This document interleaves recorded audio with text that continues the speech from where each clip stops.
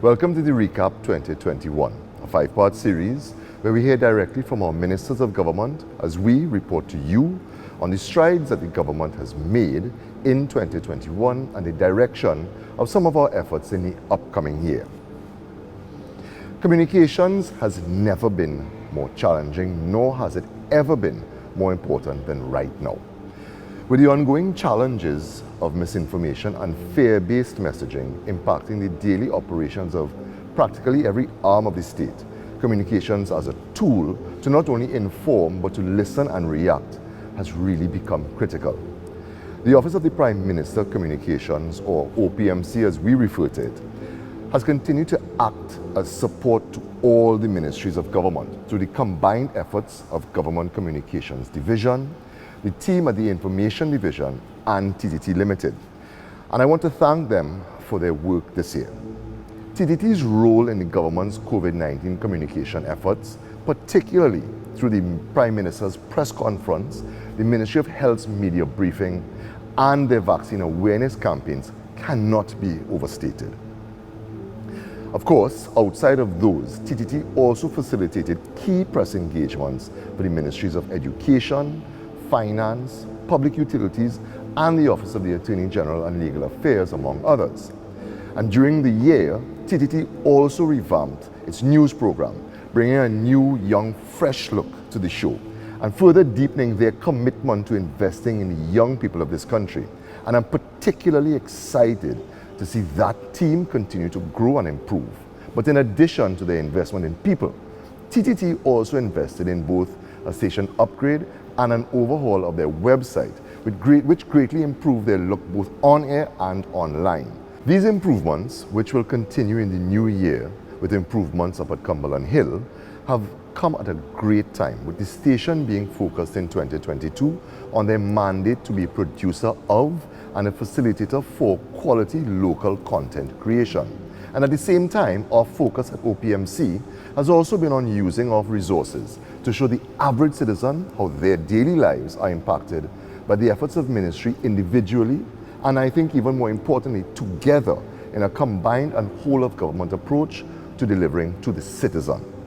Our weekly government review and radio packages provide citizens with an ongoing update of just that. And in that regard, the Information and Government Communications divisions have been integral. Of course, we are constantly trying to learn and improve, especially in these extremely fluid times.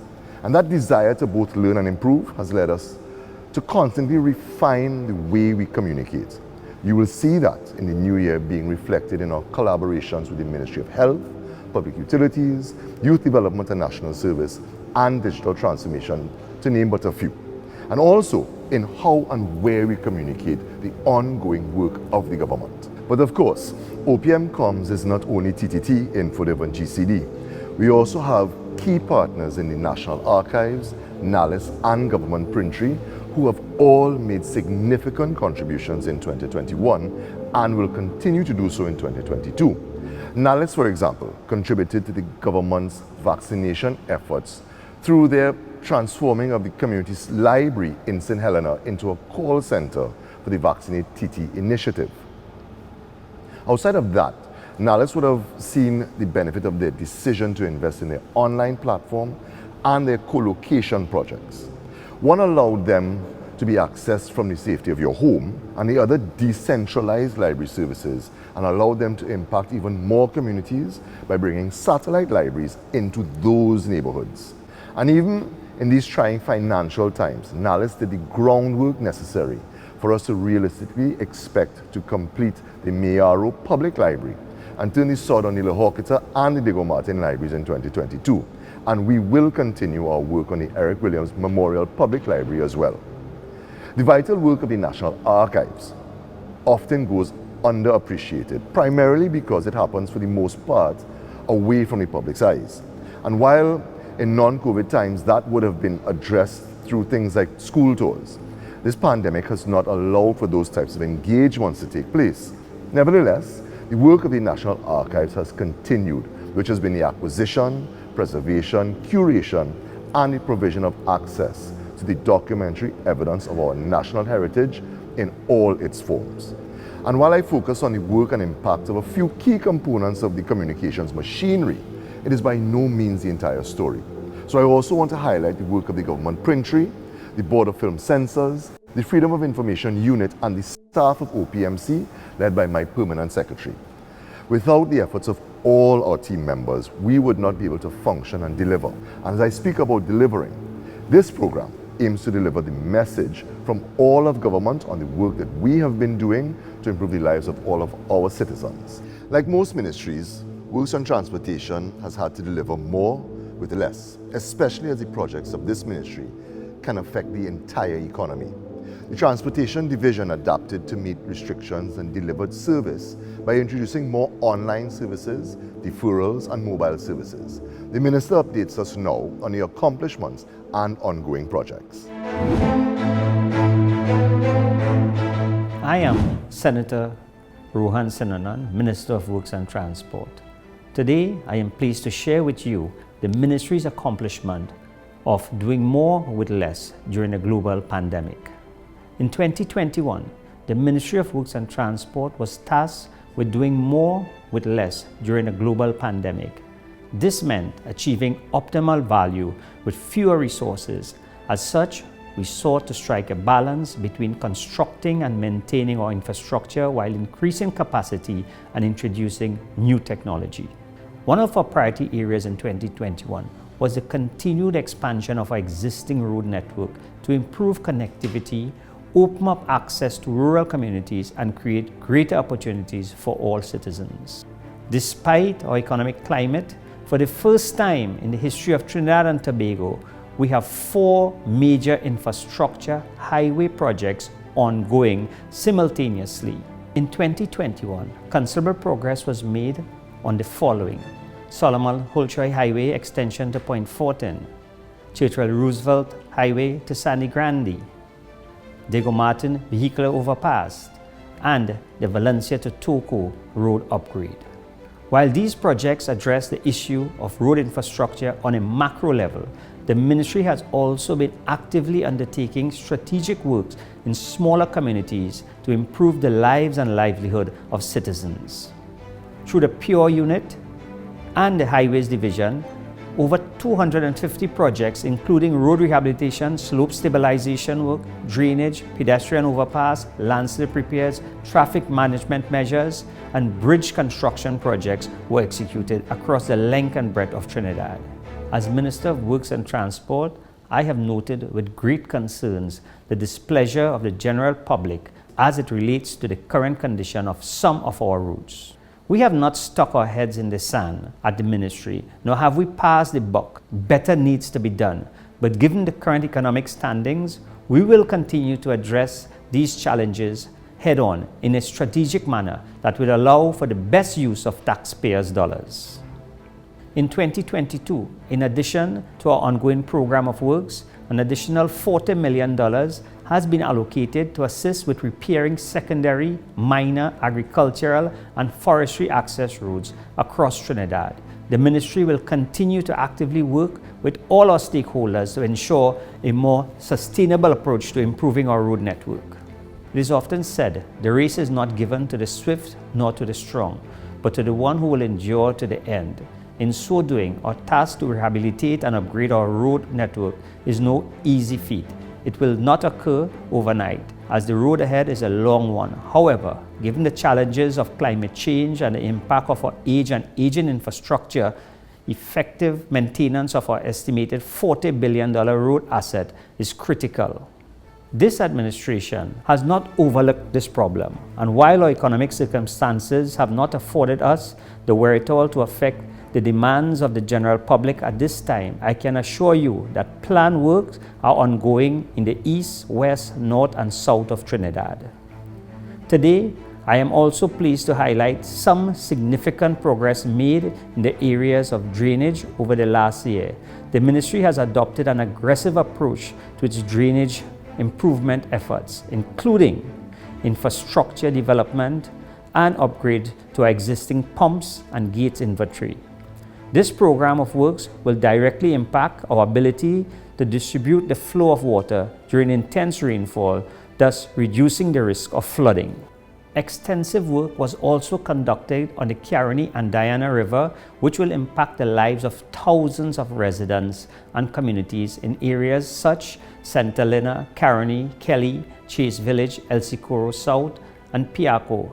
In the area of desilting, over 227 projects were identified across Trinidad. Additionally, through the Development Bank of Latin America, a consultant was engaged to formulate a comprehensive national drainage plan to address flood mitigation measures. Despite the many restrictions due to the COVID-19 pandemic, 2021 has been a busy year for the ministry. Our Coastal Protection Unit executed sophisticated national defense system to protect our most threatened coastal areas from coastline retreat.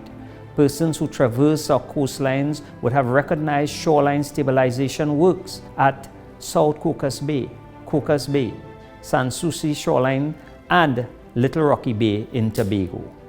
At a glance, while there is much work to be done, I am pleased with the progress we have made thus far. In 2021, the Airport Authority was awarded the prestigious title of Best Airport in the Caribbean. They also achieved the rank of the third best airport in Central America and the Caribbean region, and also placed first as the Caribbean's cleanest airport. The licensing division has undergone a rapid transformation as we move ahead with our digitalization agenda. Such evolution has brought about faster turnaround time, the ability to serve more clients, greater transparency, and modern processes that have birthed a more responsive and productive workforce. The recent acquisition of the APT James and the HSC Boca Reef is a significant accomplishment for this government. The ministry, through its dedicated staff, repaired a limping sea bridge, having injected 2 brand new built to specification vessels, while increasing overall capacity by 1,926 seats. As a result, traveling between Trinidad and Tobago via the sea bridge is now more reliable, comfortable, and convenient. The Port Authority of Trinidad and Tobago is working towards improving the competitiveness and operational efficiencies of the Port of Port of Spain. The acquisition of a new ship-to-shore gantry crane and other equipment have already shown evidence of an increase in productivity levels and an overall improvement in the operational capacity of the port. Also, the potential public-private partnership project will allow suitable investors to propose business ideas that will support a PPP landlord model and inject new strategies that will encourage greater market penetration and development. As we move ahead in 2022, the Ministry of Works and Transport will remain anchored to all its plans and programs as established in the mandate of Vision 2030. Fellow citizens of Trinidad and Tobago, we remain mindful of your demands and will continue to serve you through the provision of high-quality roads and highways, more efficient transportation system for land, sea, and air, as well as faster and more accessible public service.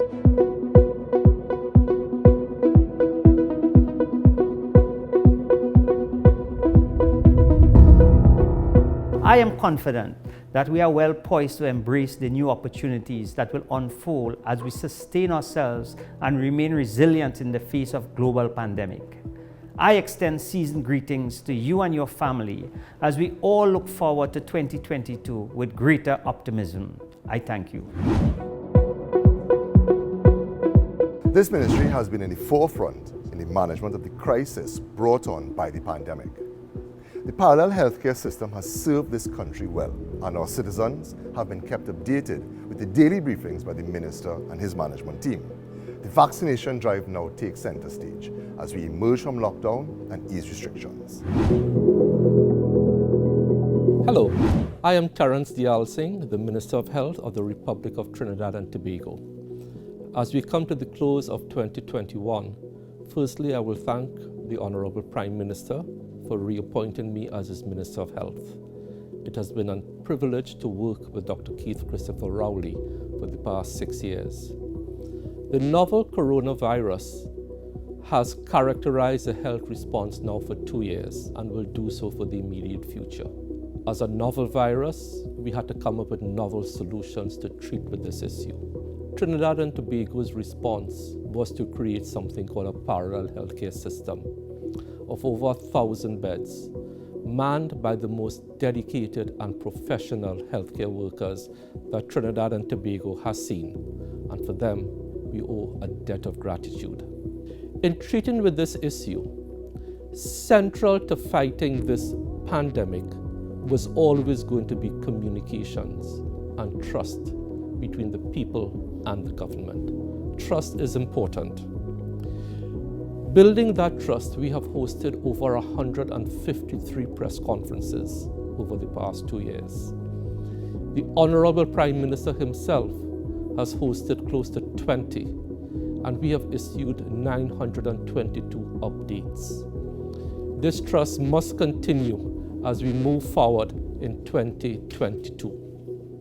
Another crucial response, and you have seen this over the world where hospital systems become overwhelmed, was that the parallel healthcare system was not only a response which was agile and resilient to deal with COVID, but many persons don't recognize that our normal healthcare system, where hundreds of thousands of persons depend on for their daily health care, was largely untouched.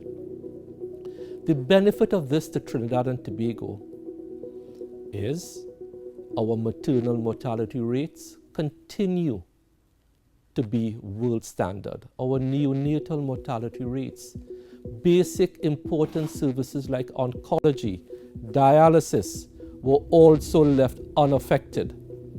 This is the beauty of having these two systems. The normal system basically left untouched as opposed to many other countries with more resources, and the parallel healthcare system.